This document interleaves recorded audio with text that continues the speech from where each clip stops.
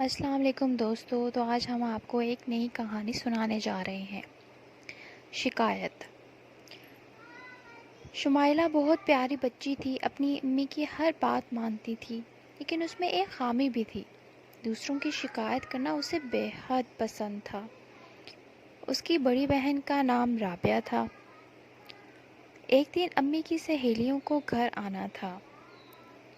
وہ مہمانوں کے لیے کھانے پینے کی چیزیں لینے جا رہی تھیں۔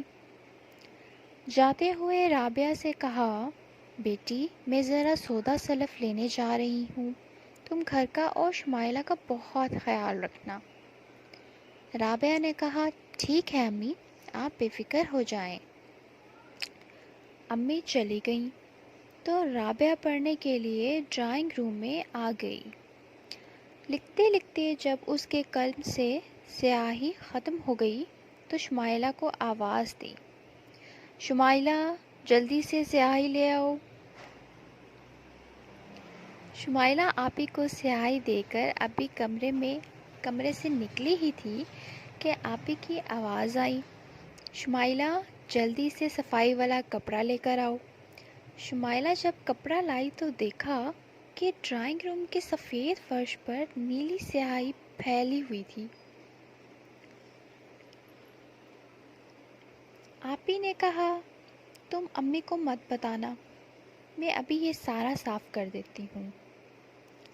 شمائلہ کی نیت تو کچھ اور ہی تھی، کیونکہ شمائلہ کو شکایت لگانے کا بے حد مزہ آتا تھا۔ امی سے شکایت کرے گی تاکہ آپی کو ڈانٹ پڑے۔ جیسے ہی امی آئیں، شمائلہ نے کہا، امی، رابعہ آپی نے فرش پر سیاہی گرا دی۔ امی ڈرائنگ روم میں چلی گئیں اور دیکھا تو فرش چمک دھمک رہا تھا۔ انہوں نے شمائلہ کو بے حد ڈانٹا اور کہا، آئندہ ایسا مت کرنا ورنہ میں تمہیں سزا دوں گی۔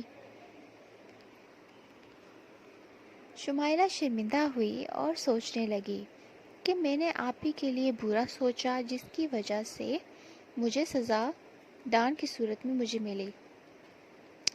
واقعی مجھے اپنی اس عادت پر قابو پانا ہوگا۔ پھر جلد ہی اس نے اپنی اس عادت سے نجات حاصل کر لی۔